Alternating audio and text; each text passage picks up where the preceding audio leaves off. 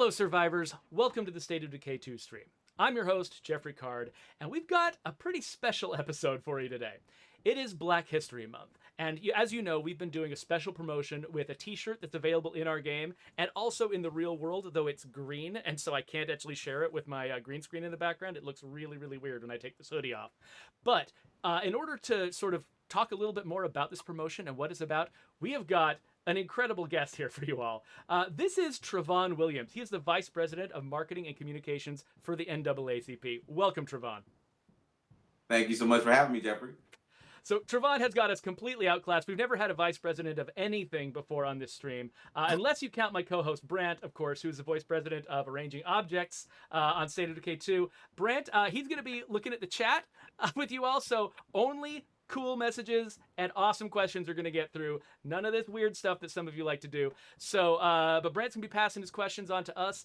So if you've got any questions about the NAACP, this promotion, what it is we've been working on this month during Black History Month, we would love to field those questions. And maybe if you've got questions about State of Decay 2, a few of those might sneak in too. So without further ado, though, I should probably get to the game. So I am going to be playing the game during our discussion, even though most of our discussion is going to be about other topics.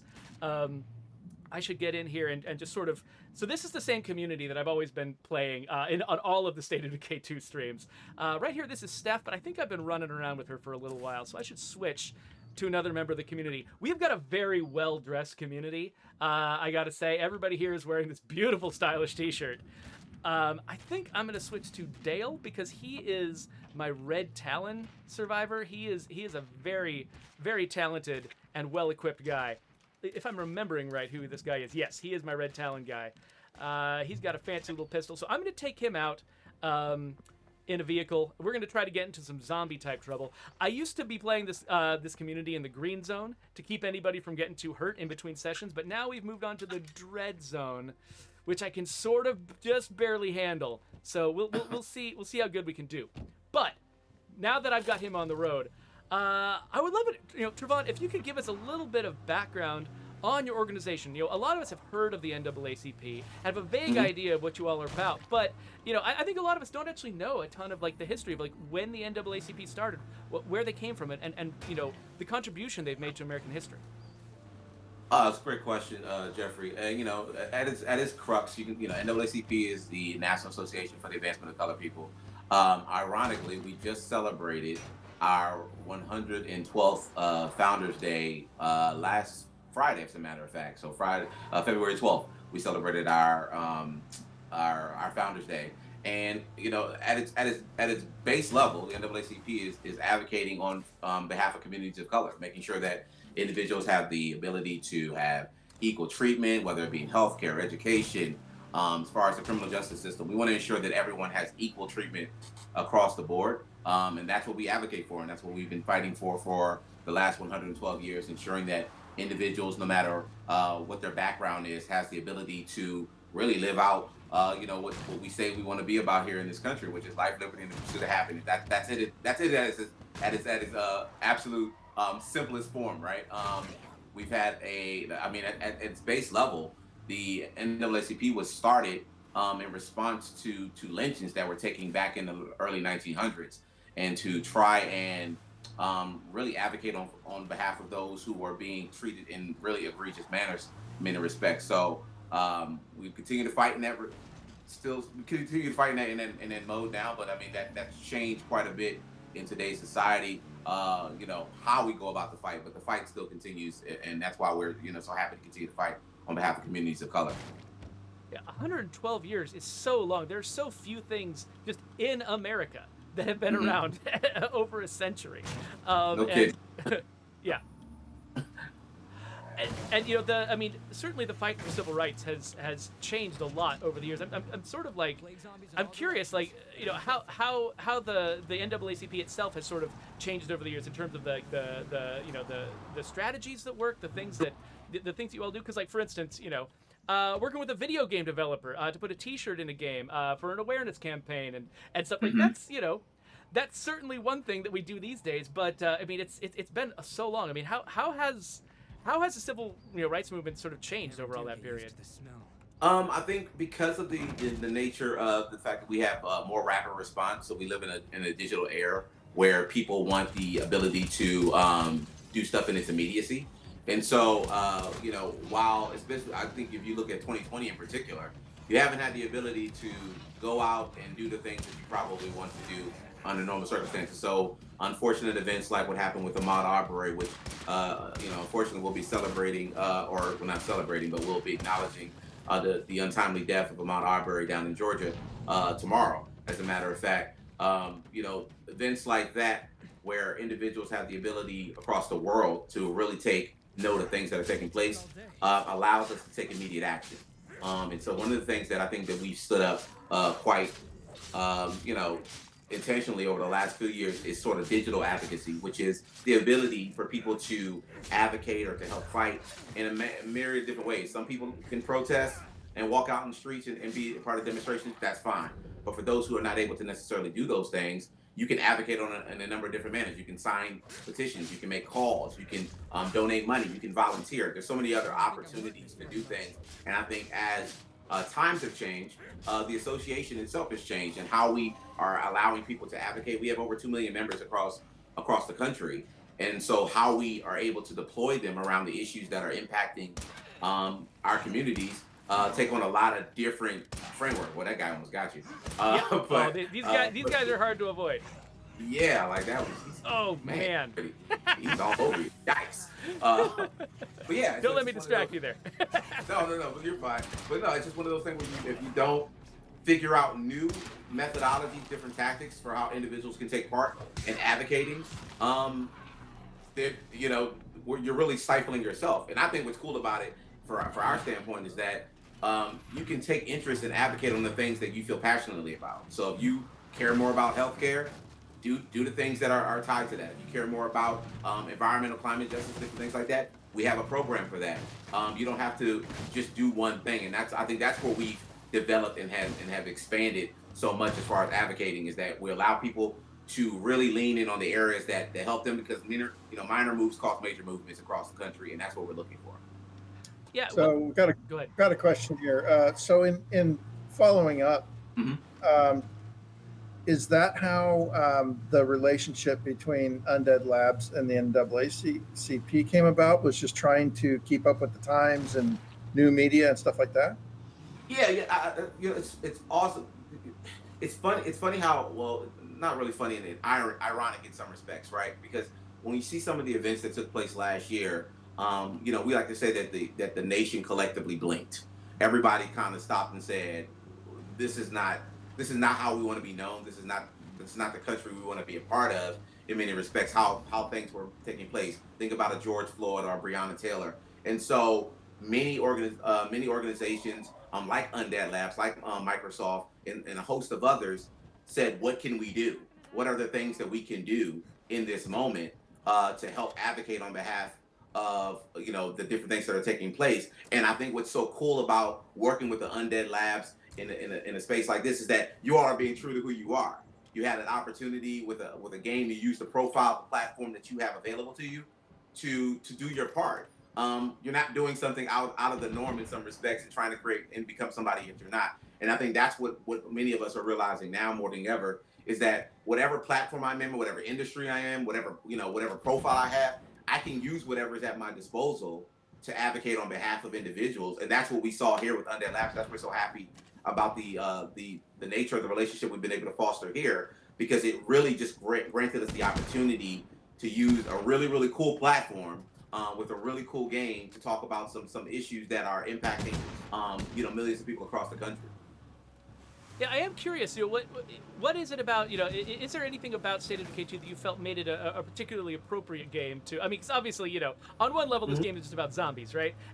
Right. So it starts feeling like I'm sitting. I feel almost bad. You're talking about all these really serious issues, and I'm sitting here slaughtering zombies and doing all this stuff. That is, the reason you're able to do this for a game. In a game and have it be fun is because you're not taking it all that seriously, and the stuff you're talking about, it's stuff that is pretty serious. So I'm curious, is there something about State of Decay that felt that made it particularly appropriate for this kind of thing? Given, ironically, yeah, ironically, when we were meeting, shout out to Wonder, she's fantastic. Speaking with Wonder Russell, and she approached us, similarly to what I just mentioned, which was like, what is there something that we can do with you all, because she felt the weight of some of the things that were taking place in the country, and again, it goes back to what I said. There just was a desire to do more, and for everybody's little piece to count. And she told us about the game coming out. State of Decay 2 was coming out. Ironically, when she was telling us that this was happening, our campaign, which ironically kicked off with the untimely death of Ahmaud Arbery, which we'll be acknowledging tomorrow. We started our campaign called "We Are Done Dying," which was effectively around the frustration that our communities of color have felt around there being ongoing, brutal acts taking place with regards to African American communities, and there not being there wasn't much being done in response to it, other than protests or different things like that. We wanted policies changed. We wanted people held accountable for their actions, and so it became a point about us just stating, like, we are done dying. We're done just sitting on the sideline letting these things happen to us. That's not in a demonstrative violent state. It's in a manner of, we need to do more to ensure that these type of actions do not happen, and if they do happen, there's response to it. And so when we started talking about the game itself, it's about survival. It's about staying alive. It's about navigating obstacles and the things that are stifling. We felt like it was a nice way of giving credence to what we are experiencing on a day-to-day basis, about just hanging on, just trying to make it, just trying to survive. I think that's something that no matter what background you have, we've all been in that similar experience where we're trying to survive. We're trying to survive the next day. We're trying to survive the next work day. We're trying to survive the day at school. And so some of us are dealing with it at a different rate. And so this just granted us an opportunity to amplify what communities of color are feeling, and hope that there are many people just like Undead Lab who take an opportunity to kind of step forward and say, we're gonna allow you the opportunity to use your platform to amplify the issues that you're facing, and hopefully be of assistance in bringing some people into the fray who want to help out in any way possible. And that's what I think is so incredibly cool about this relationship. Yeah, I mean, and yeah, we really appreciate you all sort of giving us the opportunity to be a part of this too, because this is like you said, a lot of these, as you were talking about all the different programs, all the different types of advocacy that you support, it's really become clearer and clearer from the conversation, from the national conversation, that every part of life is to some degree or another affected by prejudice and all of these issues. They don't just touch one part of your life; they touch every part of your life. And so like it's easy sometimes to just get really comfortable wherever you are and just not want anything to change, and not want anything to not wanting to sort of put yourself out there and learn more about what's going on in other people's lives. And Sure. I feel like you all being open to this relationship has been really great for us, because I feel like we've gotten to see a lot more about just about the potential for we could just sit here and play video games and make video games, or we could try to do a little bit more. And so yeah, it's been eye-opening for us. But I think, to your point, Jeff, I mean, you don't know what you don't know, right? Like in many cases, we take this stuff for granted, and we, as an advocacy organization, I live this every single day. So I'm dealing with this on a different level. And so you can't necessarily hold people responsible for what they're not aware of in some respects. But now we have an opportunity to educate individuals on what we're dealing with. And then the next question becomes, okay, well then how can I help? How can I be of assistance, right? And like I said, I think that the cool part about advocacy in this respect is that it can take on whatever form you want it to. If you can only donate funds to those who can do it. If you can donate and volunteer. If you can, partner with Microsoft with this punch card that we have going like that, and you want to play your game and then kick some donation to the NAACP from that standpoint, do whatever you can. So that that we can change what's taking place, and do it in the level that's comfortable for you. But I think it's a cool marriage because we get to share and educate a lot of people on what's taking place, and then also from the other standpoint, be able to say, now here's what you can help us do to move things forward. It's a great marriage, and I'm excited about working with Undead Labs around this. Yeah, since you brought up sort of what people can do, I should mention, by the way, that the participation that we're doing with this campaign is that we've got this shirt. So you saw earlier on, audience, that when I was looking through my community, all the characters in my community had this shirt on. And this is not just a shirt in the game. For right now, for a limited time during February, you can actually buy this physical shirt, which is gorgeous, by the way. I love it. I'm wearing one right now. I can't show you too much of it because you start seeing through my body because I got a green screen behind me. But I'm wearing my version of it. This is a special run that we did for the developers. It's a little darker. That's the actual color that the shirt is going to be if you order it. But all of the profits from selling these shirts are going to the NAACP, and Undead Labs has also made a donation ourselves. We really want to make sure people know that this is a way that they can get involved. And actually, I saw it today, just this morning, when I popped open my Xbox. I saw that there was actually even more going on. Our parent company, Microsoft, has apparently got something going on here, too. I don't know as much about this. Can you tell us about... So this is on everybody's desktop right now on the Xbox. Yes. It's Microsoft approached us with an opportunity with the NAACP punch card, which allows you to, if you complete certain activities on your games, I think it's up to 1,000 points if I'm not mistaken. You click those punch cards and you learn more about giving those rewards or donations. You're basically translating those donations, reward points over to the NAACP for donations as well. So, I mean, really, it's allowing you to do what you would normally be doing anyway, with a little bit of a challenge. Think of it like a challenge that's associated with any gameplay that you're playing itself. Again, we're doing things that you normally would do anyway, to allow you to advocate on behalf of our fight that we're dealing with on a day-to-day basis. And we're so incredibly excited about Microsoft allowing us the opportunity to partner. Again, like I said, guys, everyone's using the profile and their platforms to just be creative about how we can engage. And I think that's what's so cool about this is that, Microsoft didn't turn into somebody else in this moment. They used what was kind of at their disposal. And that's all we really want individuals to do. Use what's at your disposal to kind of help. If you want to see things change, use what's at your disposal to help us do so. And I think we're seeing amazing turnouts from across the country, from individuals, even from outside of the country, really, with individuals who are willing to assist us. That's a nasty looking thing. What is that guy? That's called a play card. If you're only new to State of Decay 2, you probably haven't fought any of these yet. Actually, and sometimes they can be a little bit so scary that some players just never even try to engage with them at all. They just avoid them. I've only been fooling around with the zombies. I haven't seen that guy yet. Yikes. Yeah, those guys are pretty nasty.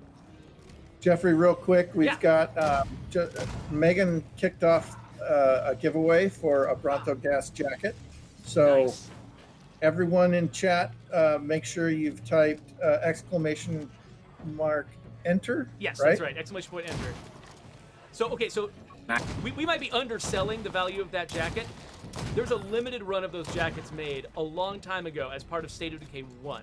We only have a small number of them left. We're never making any more, and we've basically just got a handful that we give away very, very rarely for people who watch the stream. So seriously, if whoever wins this is extremely lucky, and there are going to be a lot of jealous people probably wanting you to put it on eBay for them. So yeah, me included. I actually have one secretly, so I should wear it on the air one of these days. One of these days when my office is a little bit colder. He's just rubbing it in now. Exactly. Just rubbing it in. Jeffrey knows people, apparently. Yeah. Apparently. I happened to be there when we discovered the secret cache of these things. So. No, it's funny. I actually have one that I bought because they offered them up for sale for a very limited amount of time, and I bought it the day they came out. But then, I didn't see it for 2 years because my wife and I separated, and it got sent to the house. Oh no! It was leverage. Yep. Oh, so the last thing she was going to do was give me a jacket, right? So. Oh wow! So all right. So could you tell? So I'm wondering if you could tell us a little bit more about the We Are Done Dying campaign, because that's what our work here is meant to be a part of. And you said it started pretty recently. I'm curious, like what else is going on with that campaign aside from Undead Labs' little contribution here? Yeah, so We Are Done Dying. Ironically, when when COVID-19 started to really stifle the United States last year, I'm sure many of you all may or may not be aware, but the effects of it were having it was disproportionately impacting communities of color. And while some might say, oh, well, that's you know ironic in some respects, it's really not. What you really end up with situations like this is that it's a amalgamation of a bunch of different issues that are taking place within the African American community. Things like food deserts, or not having access to the appropriate health care in particular areas of the community itself. And so, at a disproportionate rate, African Americans were being impacted by what was taking place with the pandemic, which we were all being affected by it, but the Black community is being affected disproportionately.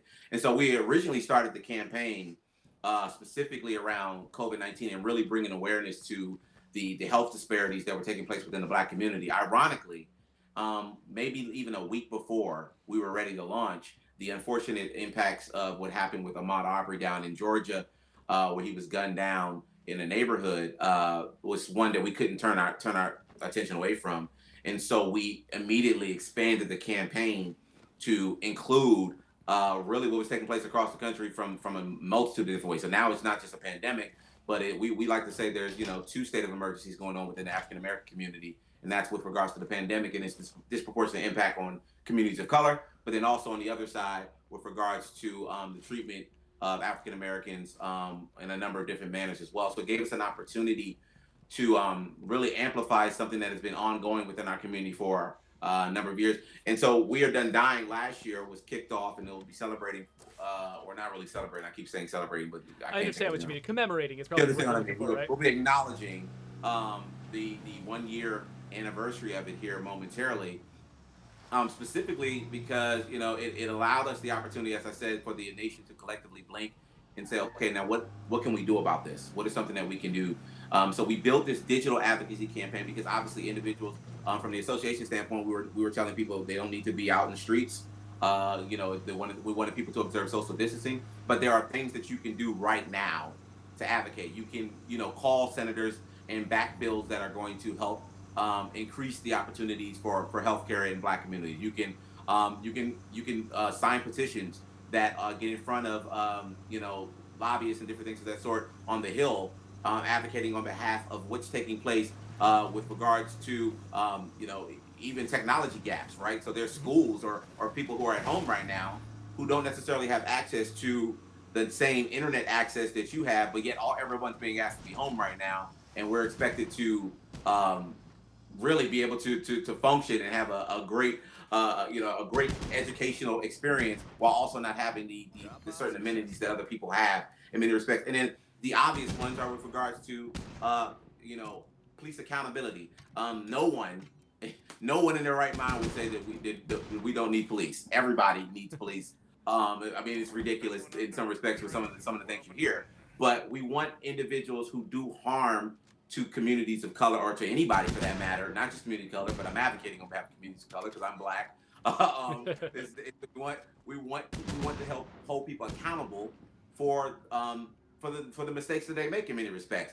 Nobody should be above the law in many respects, and so we want to make sure that the treatment is equitable across the board for all individuals. And this is what this is really about at the end of the day. It's not about putting one person ahead of anybody, but it's ensuring that we're all being treated at the same level so that we can all see the fulfillment of all of our aspirations and dreams at the same level. We Are Done Dying was our attempt at bringing everyone collectively together to say, if you want to advocate on behalf of environmental climate justice, if you want to advocate on behalf of education and ensuring that we're not living in food deserts, if you want to advocate on behalf of healthcare and ensuring that everyone has access, even as we're rolling out this vaccine, this is your opportunity to do so by signing up, by volunteering, by donating funds, by joining the NAACP. You have so many different things at your disposal, and We Are Done Dying was our idea of ensuring that individuals knew that there was so much more under the advocacy umbrella that they could take advantage of. And we're really excited about the turnout. We had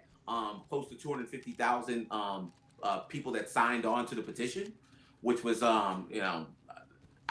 we had never seen anything like it. Never seen anything like it in the history of the association. And then we also had a major influx, which is why relationships like this with Undead Labs it becomes cool, because we saw our digital audience grow exponentially as well. I think on Instagram we went from like 250,000 followers to like 108 to 1.8 million in one calendar year, Wow. which is, now we got to be good stewards of that audience and make them feel all warm and fuzzy that they're Uh, there. So, Trovon, I've got an interesting question for you sure. from Matt S. in chat.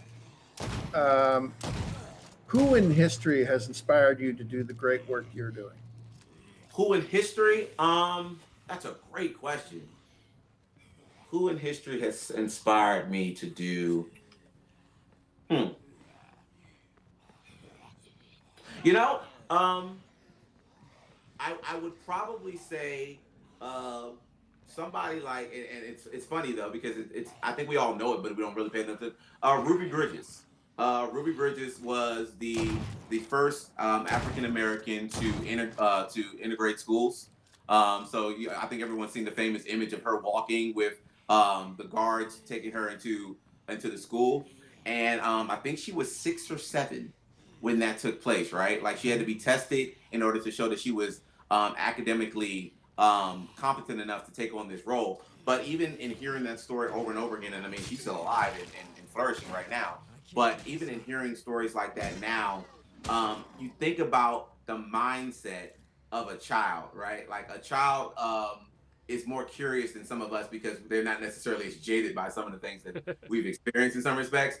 But I think about like what type of mindset you had to be at a 6 year old to just say, yeah, I'm gonna go do this. And maybe she didn't understand the full extent of that. I got a young son, he's 7 as well. But I think about the stuff that you're willing to just kind of try at a young age, despite fear. And that's something that sticks with me now because sometimes we don't realize what our attempt will do for somebody. Just being willing to say, I'm gonna go. I'm gonna go, and I might have to go by myself first. I might have to be the first one out the gate to do it.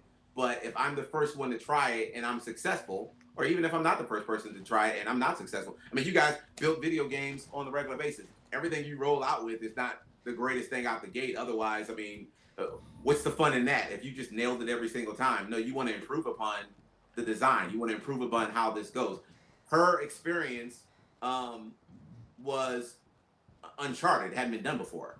So the fact that she was willing to do it and try it and see what happened, successful or not, well, maybe if she wasn't successful, maybe somebody else tried it differently. Or maybe if she is successful, more people are encouraged to do it. So I'm inspired by individuals like that who, and then, like sometimes having a childlike mentality, why not, matters so much in moments like this. We have to be taught to hate each other and different things like that. That's something that you learn over a period of time. And just like you can be educated to do something, you can be educated to not do something as well. And so, like, if we keep that mentality of a Ruby Bridges, I think we would all benefit so immensely in knowing that we can, we can forge ahead. We can try some different things. We can ask questions like, why is something this way? Why can't it be this way? Why can't I try something differently? And really reap the benefits of the exploration of figuring out how to do things differently. So she's the one that comes to mind. I'm sure somebody wanted me to say like Martin Luther King or somebody like that. But no, I just being able to understand and read different stories, and hear different examples of how somebody thinks about that. Thinking about a 6 year old kind of going through that, something that kind of sticks with me and inspires me on a daily basis. Well, That's and a great question. yeah, one of the crazy things about she's a historical figure. She's also still around. That's the thing that's crazy. It's Exactly. like it's easy to think of the stuff you learn in school as all being really distant, really far away. And of course, today Right. everything's different. There's no difference between then and today. She's still here. She's probably Yeah. like might even be younger than my parents. I'm not sure. Yeah. Like, She yeah. was she was she was she did that in I believe 1960, Hmm. and then I mean I've seen she was meeting with President Obama a few years ago, and I remember hearing the story about how he was saying, I think it's fair to say that had you not done this, I wouldn't be standing here in this moment, right? So just like I said, like she took a step forward that enabled a man of color to be sitting in the highest office in the land, which also enables somebody like a Vice President Kamala Harris to be in a position that she's in today. Just she took a step. So all we're asking people to do, in many respects, is take a step forward and see where it takes us as a country. I think we could all benefit from that. So, you were actually pretty involved, as I understand it, in sort of coming up with, in sort of determining which of the many potential patterns designs we're going to represent this campaign on this shirt. When we were talking to Ty Ferrell, we went through several of the different sort of like versions of this that sort of passed across people's desks, and as I understand it, you were actually one of the advocates of that this kneeling image be the one that come out here. I'm curious, what was it about this image that really spoke to you and really felt like this is the one we got to put out there? I think what kind of stuck out to me more than anything, and definitely shout out to Ty Ferrell, he did a fantastic job. I'm very big with creators. I have graphic designers and different things like that, and I like to give them an idea about what I'm trying to do, and then let them go. I hate art directing people. Like if they're the trained professional, go train for that. You don't lean over your accountant's shoulders and say, I don't think that number's right. Like you just let them go. And that's what I think was cool about this experience. Is like we let Ty just kind of have it and use his own interpretation of it. And what was really cool about what he designed is that it speaks to, I think it speaks, it's very indicative of what a lot of people within the African American community feel right now, which is in some cases we're not standing because of some of the oppositions that we're facing. And so we've taken some really, really heavy blows. So we're not necessarily, we're not exactly standing flat-footed right now, but we're also more demonstrative, more intense than we've ever been. And what I think is really cool is the fist behind him, meaning that while the individual is making a stance that, I'm done dying, there's more people that are feeling the same way. You need someone sometimes to, as I was kind of alluding to make that proverbial statement so that it starts reverberating. And those fists behind the individual speaks to the fact that I'm not by myself. I'm not in this by myself.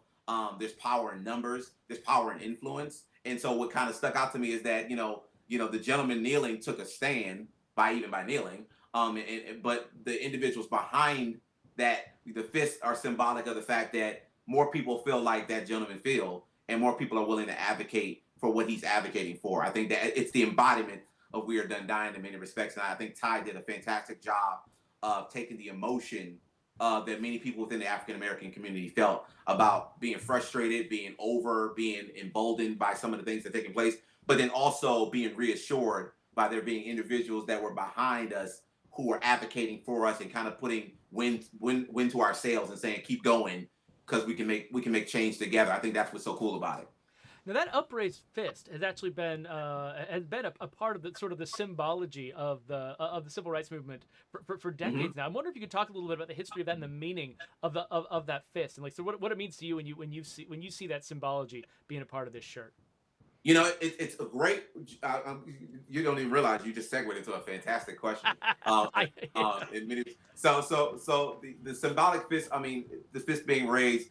Clint's fist. It's about empowerment. It's about it's really about the togetherness of this. Meaning, when we are together, you can make strike a mighty blow. You can make a direct impact. And it's also it's solidarity. A hand spread apart. There's individual identities, individual agendas, but one together, clenched together, is symbolic of uniformity and change and empower and impactful. And that's not just for the Black community, that's for all communities. This is a symbol of solidarity across the board. Ironically, what gets a lot of credit with regards to that symbolic gestures took place during the Olympics with Tommy Smith and Juan Carlos itself. And I think it's the 1968 Olympics itself where they had the clenched fist with the black glove on.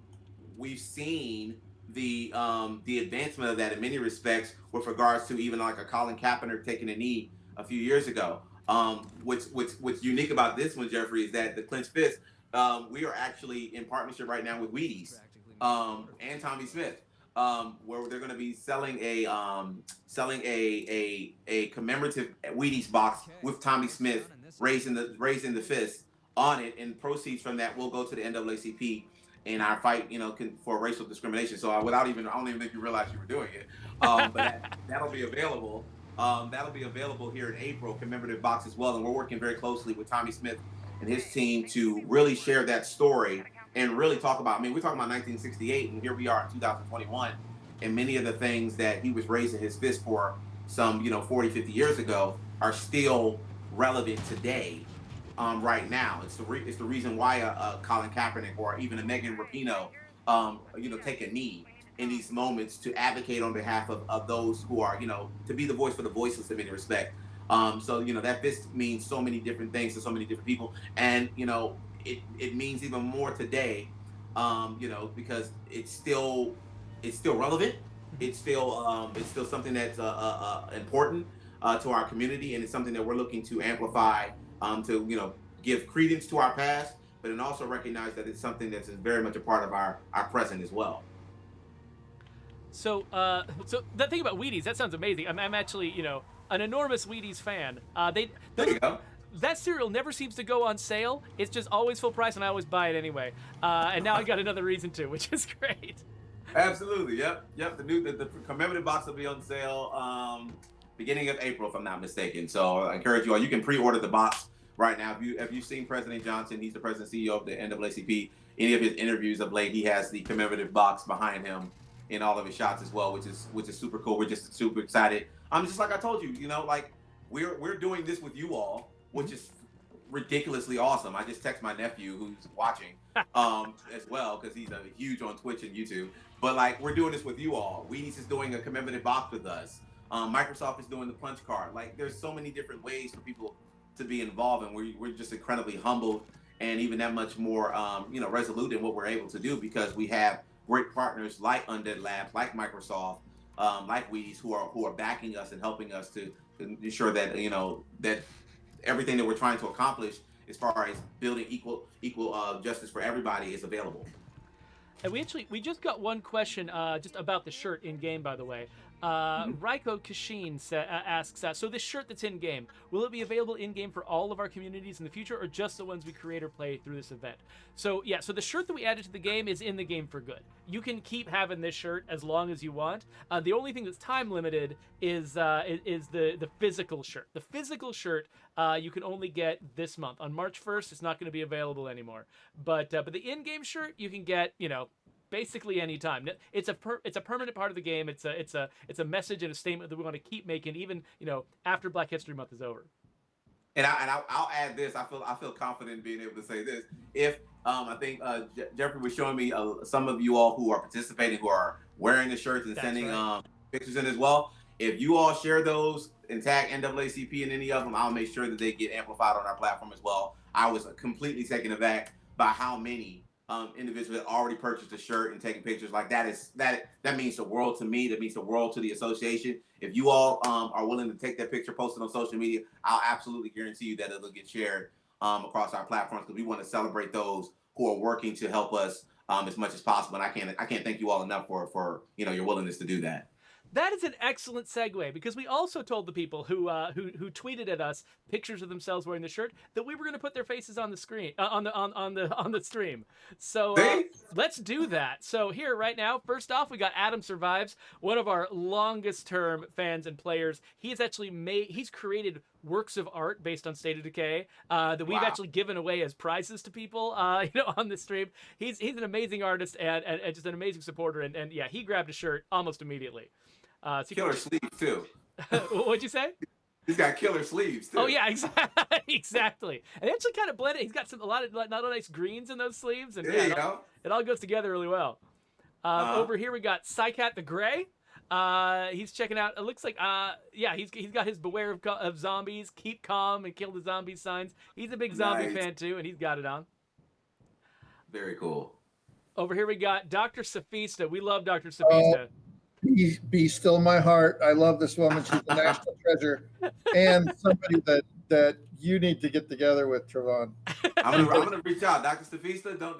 You're gonna get a weird DM on Twitter. So hit us back. So NYMG in her Twitter handle, that stands for Not Your Mama's Gamer. It's a group. They got a website there. You're gonna love the work that they do. They're awesome, and they've been involved with us multiple times. It's been great.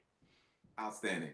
And then over here we got Zombie Brave Knight, Undead Labs fanboy. He's got a very long name. Sorry, it's kind of overrunning your image up there, Trovon. But Brave Gist, of course, is his name on Twitter. But yeah, he was showing this off, and not only does he show off there, but he also is very proud of the State of Decay logo on the sleeve. It's not visible in all the shots, and so we wanted to make sure everybody saw that that was there. Nice. Appreciate you, man. That's awesome. And then we've got over here, we got S. Morris Media. S. Morris Media is invisible, so we can't actually see them, but you can see that their chair is wearing a really nice shirt. And, Very cool. And then Brundelar, we got Brundelar sharing his shirt with us. It's awesome. Check out that sword in the background. I feel like we might have another inspiration for a State of Decay weapon back there. Yeah, he's serious about Weird Undying. Don't pull up on me. Yeah, exactly. I'm not playing games. And over here we got Mike Rose. Mike Rose showing off his stuff. He actually showed us. He did a whole unboxing series of images that I didn't put in this presentation because it was limited time today. But yeah, he was very proud and excited to be getting this thing. That's awesome. Thank you, Mike. And then finally, we have another invisible person, Jay Hyde, dressed their chair up in the shirt. Beautiful setup there in their office, and yeah, it's just gorgeous. Thank you all for sharing this stuff. I mean, we really wanted to get the word out, and you all put a lot of help into it. I'm going to be sharing the links to all of these with Trovon, so that he can point them out to his social media team. And yeah, this is really cool. Absolutely, sincerely, thank you. I also want to know why everyone has nicer chairs than I do. I need to talk to Undead Labs about maybe getting me a nicer chair. Yeah, I'm sitting on this lovely chairs in the whole shot. All you saw Yeah. So my wife actually got me a new chair for Christmas that I'm sitting on right now. It's nice because it doesn't have a back on it, so I can actually get on the green screen without, just constantly trying to show off my furniture and having the weird green reflection coming off the back of the leather. This wasn't working for me, so I'm kind of proud of my chair too. It's kind of bouncy too, but now I'm getting weird. They all know. I got a chair for Christmas as well. They must know. It's a thing. It's a thing. No, that's super cool. So, we've been sitting here playing State of Decay 2. I'm actually really curious. What do you play in your spare time? And it does not the answer does not have to be State of Decay 2. What kind of games are you into? So no, in full transparency, I absolutely do have State of Decay 2 yet. I haven't had a chance to delve in. So like some of this stuff I haven't seen yet that Geoffrey's doing right now. But I am in the process of getting into this one. I play a lot of Call of Duty. Play a lot of Forza. I really like Assassin's Creed, though I haven't loved the last few. Like, we'll let you say that. We don't talk smack about other developers, yeah. But I mean, it's okay. It's okay. It's just I'm not. We need to talk. We're kind of left. I don't know what they're doing anymore. But yeah, Call of Duty, Forza. Big on Madden, 2K. What was there? Red Dead Redemption. I like Red Dead Redemption quite a bit as well. Things like that. I'm really into that one. But I'm really big on Call of Duty right now with me and four of my friends who are all across the country. We're all in. Well, we got a friend in Virginia, another friend in California, another friend in Kansas. So we play across the country as much as possible. That's our way of disconnecting from the family and having some bro time. Otherwise, we'll never hear or see each other. So that's our opportunity. But yeah, those are the ones I play most of the time. Yeah, I'm really looking forward to trying this one out more extensively. I need more time to really delve in. Yeah, a lot of big open world games. I mean, a lot of the experience is really just about the time that you invest in them, and right. That's one reason why we're extra appreciative of fans of this game, because we know how much time it takes to really delve into this game and get into it, and anytime they spend with us, it's good for us, and we try to make it as good for them as we can. Absolutely. And I mean, just looking at like the graphics and different things like that, when I was playing it earlier, I mean, it's ridiculously well done. It just, I spend my time just spinning around looking at how much attention is being paid into like the details around trees and even like some of the tents and stuff like that. That's how my brain works. Sorry guys, but I actually on my stream the other day, I actually I found somebody directed me. One of the people who was watching directed me to an area that I had never seen before. One of the artists Oh, really? just hid this little place between a bunch of it was in Meager Valley, one of our maps. It just between a bunch of shipping containers. There was this place where a bunch of people had settled and they had died there, but there was like some like commemorative photos up, and it was just like, so intricate. I was like, there is some love that the artist put into our game that I got nothing to do with. I don't get to take credit for it. I just get to enjoy it, and it's some good stuff. We do have our fun. So, but I love that you brought up, how, how basically, online gaming has made it kind of possible for people, even, during the pandemic, when we have to, keep the bubble of people that we actually get close to very, very small.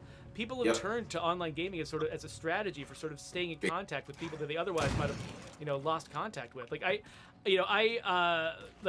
got a sister who's 16 years younger than me, and so we barely knew each other when we were like living in our parents' house, because I left home at 18 and she was 2 years old, so we barely got to know each other.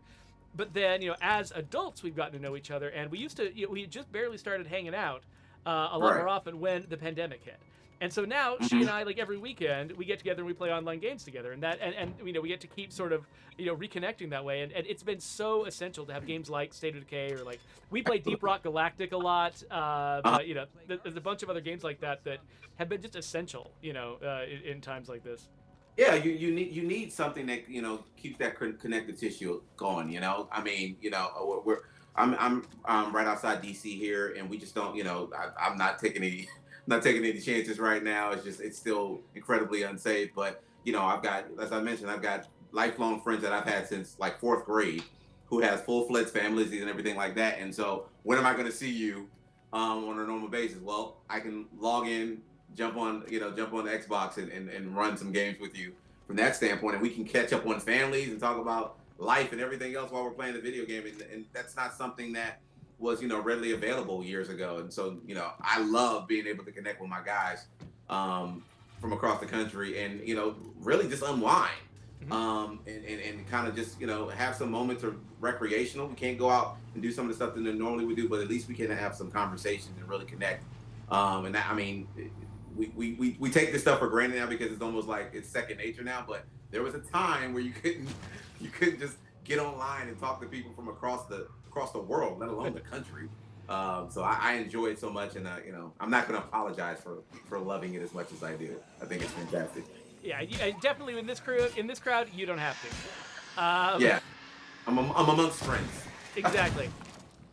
And and that's one of the things that's really great about getting back to the way that you guys were running these campaigns surrounding Weird Undying and stuff like that. It's the fact that you really are sort of recognizing that we're in a new world now. That like the things that mattered and that worked in the 60s and the 70s are not going to work now. Like you got to find new strategies, and like right now more and more, especially in the pandemic, people are connecting over games and over Yep. Digital, and that's why we kind of coined the digital advocacy as a thing now. Because when you think about civil rights movement, the first thing you think of is protest marching in streets. And what 2020 really challenged many of us to do is say, is that really what we need to be doing right now when there's a pandemic that is, like we need to figure out a new way. And from the association standpoint, our position was we don't want people out in the streets. We don't want them contracting this virus. So, but how do we leverage this moment to make individuals feel like, okay, well, I still want to do something. And so digital advocacy became a tool for us. We ran a voter mobilization program, completely no contact canvassing, where we're calling people door to door saying, have you registered to vote? This is the date that you're supposed to, this is the last day to register to vote. And doing that via phone calls, via text messages, being digital advertising, different things like that. So that we didn't have to go door to door knocking and remind people to go out and take advantage of their right to go vote. And so we had to be creative in many respects. And that, I mean, isn't that kind of the basis of what online gaming is? You have to be creative. You have to, I wonder if I could do something this way. You try some new stuff out. You figure out what works, what doesn't work. You can, improve upon the design. And before you know it, you've built something that has its own presence and its own tribe behind it in many respects. And that's what's so cool about what you guys get to do, is that you build some stuff and that the ones that get it, and then it just reverberates across the country, man. And then now you've got you got your own ambassadors for what you get to do, and that's what we're really trying to do from the association standpoint. We're trying to give people as many different opportunities to engage with us in the form that makes the most sense for them, and from that, figure out what makes the best sense for them, and then they can become the best ambassadors for what we're trying to do on our side as well. No different in that respect either.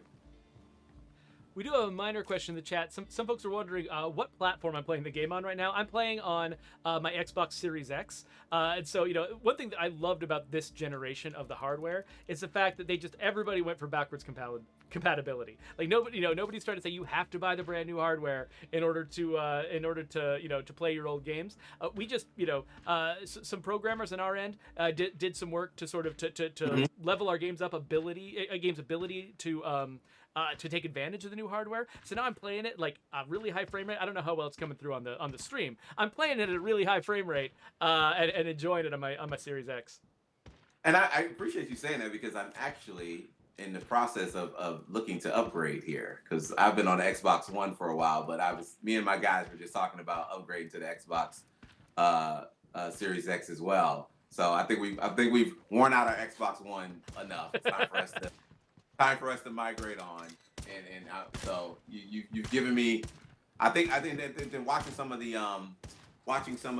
how quickly the game starts is super cool. I was watching that the other night, trying to do the comparison of what I was getting, but the upload is ridiculously fast, which I think is super cool. Yeah, and quick resume has been a really big feature for me too, because it actually almost got me in really big trouble, because I've been playing the other main game I've been playing with my time lately has been Subnautica, which is this undersea sci-fi survival game. It's more of a solitary game. It's not surviving with a community, but one thing about it is you have to manually save. It doesn't just auto-save all the time. You got to save on purpose. And so I actually played it for a really, really long time without realizing I needed to save the game. But because of quick resume, I would quit the game. I'd go play 5 other games, come back. The game would still be sitting there like I had never left it. And so somebody in my chat had to tell me, hey, by the way, if you haven't saved the game yet, you're about to lose all of your progress, dude. So I managed to pull it out, but it was almost a dangerously powerful feture. Wow. That's good to hear. Yeah, I'm ready to make the investment. I've fooled around on Xbox One enough. Time to upgrade. By the way, you guys can on Xbox Live. You can follow me at Leonidas1906. Leonidas1906. If I'd known that, I would have made a lovely little graphic here. The only thing that I've got that I can slap on the screen is if you all want to get involved and particularly grab this shirt, you can go to stateofdecay.com/NAACP.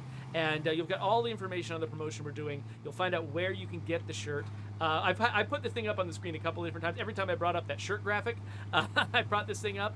But you can go there. You can grab. We've got a limited time left. You've only got a week left this month, where you can go grab that thing. So do it. All the profits go to the NAACP.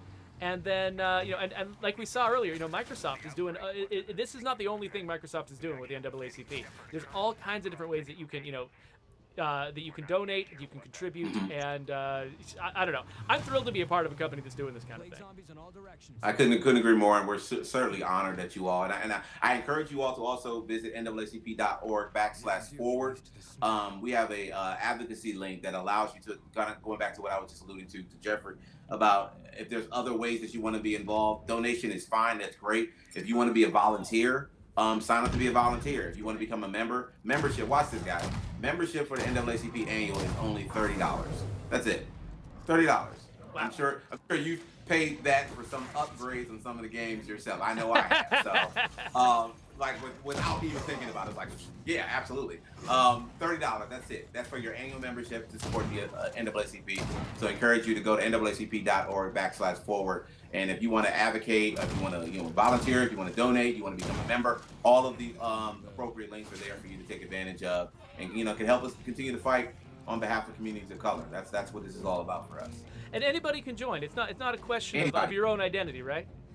Lord, no, absolutely not. I think that's one of the things from a historical standpoint. There were white Americans who helped start the NAACP back in 1909. So it's just about wanting a better and a more peaceable life for communities of color, and you can want that no matter what your background is in many respects, right? We have board members who are white as well. We anybody who's advocating on behalf of change for communities of color, so that we are all having equitable treatment. We want you as a part of the NAACP. Period. Full stop. Yeah, because I think it's really easy to just sort of like to hear about the NAACP, to sort of be a part of your own life, and just not even realize what the organization is about, what they do. You hear it's really easy to just sort of there's a lot actually. It's really easy because we all kind of, especially we're seeing this more and more in the pandemic too. It's just we've each got our own lives, each got our own little house that we're inside, and it's really easy to sort of just miss out on like what's going on in other people's lives and not realize what a difference you can make. Absolutely. So that's why I keep I stress this enough, man. Just pick the area that you feel passionately about. If you care about criminal justice, volunteer and sign up for criminal justice stuff. If you care about environmental climate justice, sign up and get involved in those things. You don't have to be involved in everything. Civil rights has so many different layers and so many different pieces. Pick the ones that make the most sense for you, and the ones that you're not as comfortable with, stay away from them. But we need help in all of them. And in many respects. So feel free to sign up and be a part of it in any respects, and we'll gladly welcome you to the fold, because I think we need help in all areas. Yeah, and if all you want to do is play video games, that's an option too. So there Completely helpful. Completely helpful. We've got a quick announcement. Mm-hmm. We have the winner of the jacket. Oh, right. The winner is from Twitch, Gamer Gubbin. Gamer Gubbin? Yeah. That is a great name, by the way. Congratulations, Gamer Gubbin. You have got a very, very rare piece of swag. I am like, you probably don't understand how jealous some people in the chat are right now. So squirrel it away under your arm and just run, okay? Because That's this thing is special. It's like winning the lottery. Don't tell your neighbors that you won. No. At all. Well, congratulations. Well, my character's getting tired, my car's getting beat up, so I'm going to start heading home. Sometimes we end the stream with a horrific death, but this time we managed to pull it out, and I feel like this is this is a fitting way to end with a sense of hope and accomplishment, and everything's going well, except for that guy. But that's a zombie. It's fine. He deserved it. It's fine. So we've only got about 3 minutes left. Trovon, is there any last sort of message you want to leave with folks? Any sort of instructions again, like for anyone who joined us late, like what they should do if they want to get involved?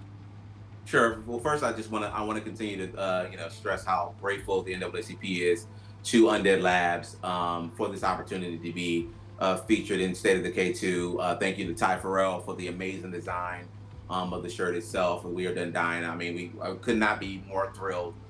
Thank you to Wanda Russell for all her assistance and really being a great bridge for us. We can't stress how important she's been in really making this a really easy process for us, and for you all for allowing us to access the platform. And as I mentioned, we encourage you all to visit us at naacp.org /forward to get involved. If you want to volunteer, if you want to donate, you want to sign up to be a member of the NAACP. All of those things are available to you right there. And we encourage you, please, if nothing else, buy this awesome shirt, because it's just that. It's ridiculously awesome. And, the proceeds do go to the NAACP, but it's just a really cool piece of swag regardless to walk around and say that you have nonetheless. But thank you to you all. This has been amazing. And we look forward to doing more stuff like this with you all going forward. Awesome. Well, I guess with that, we've only got a couple minutes left. And so, Brant, is there any last stuff you want to say to the audience before we go? Yeah, I just want to say, Trovon, it's an honor that you came on with us today, and thanks so much for spending time with us. I hope everybody can help out, and like you said, I look forward to working with you in the future. Likewise, thank you so much. Yeah, and I can say the same. This has been, again, like I feel like having somebody who who has the kind of career, the kind of work that you're doing on this stream, it feels like it just completely outclasses this entire joint.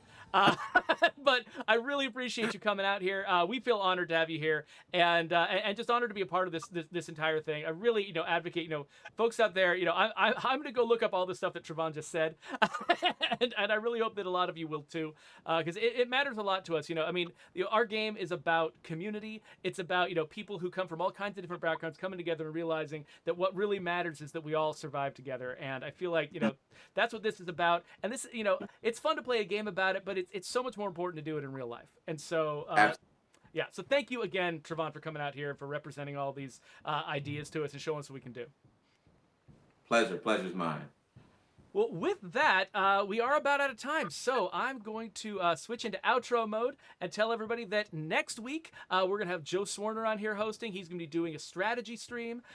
He's going to be talking about, base strategy, showing off some Clio gear, and in the meantime, you can also subscribe, click on other videos, and we're just going to peter out awkwardly now. It's always so awkward. Aww.